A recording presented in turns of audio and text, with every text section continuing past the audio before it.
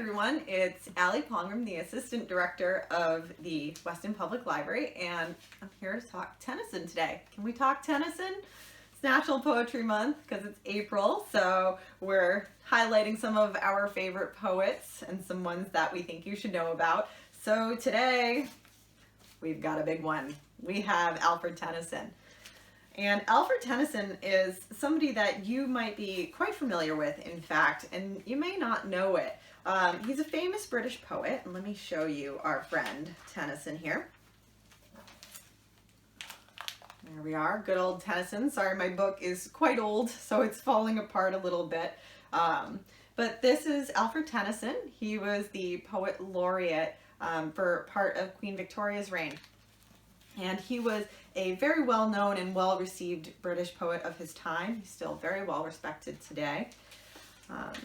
Good old Tennyson was one that you might recognize from some of his longer poems, and he wrote some doozies. They had some very, very long and in-depth poems, and the one that you might recognize the most is something on a topic where he frequently revisited, which was the medieval times or classical literature. He did a lot of things that were from classical Greek literature as well. And that was the Idylls of the King. That one was from medieval times. And that goes through the story of King Arthur and the Knights of the Round Table and Lancelot and Guinevere.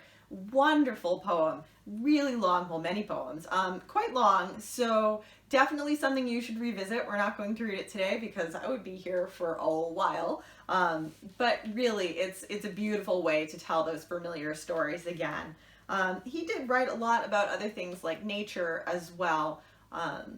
The one main theme that you're going to see over and over in his poetry is actually grief and melancholy and loss. He was definitely somebody who had suffered many emotional losses in his time.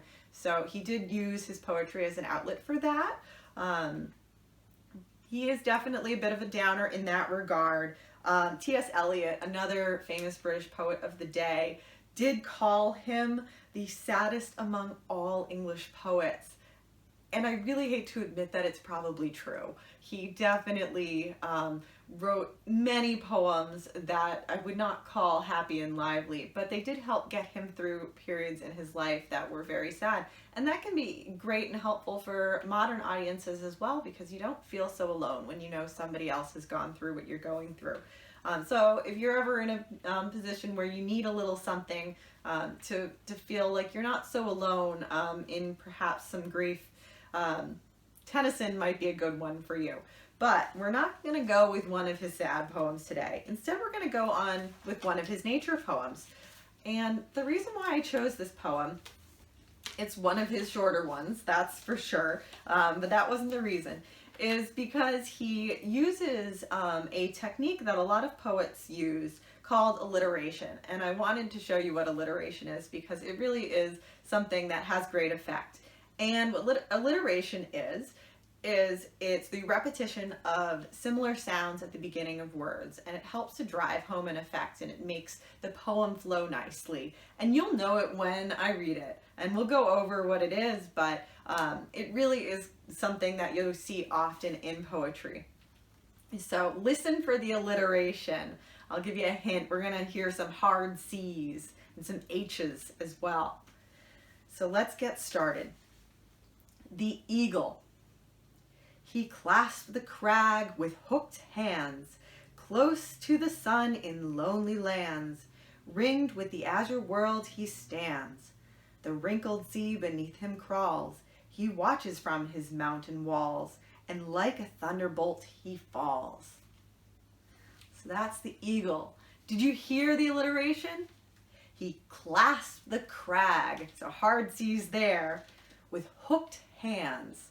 I mean, that drives the point home a lot better than he grabs the rock with bent talons. Like, okay, fine, but that doesn't sound great. Instead we have he clasped the crag with hooked hands. Much more effective, right? So that's alliteration, that's the eagle, and that's a little bit of Tennyson. We hope you tune in for some more poetry favorites throughout the month of April. And please let us know in the comments what books and what poems you love. And I will put a link in the description box of where you can get some great Tennyson poetry at home and some other favorites. So thank you for tuning in today, and we'll have more for you throughout April.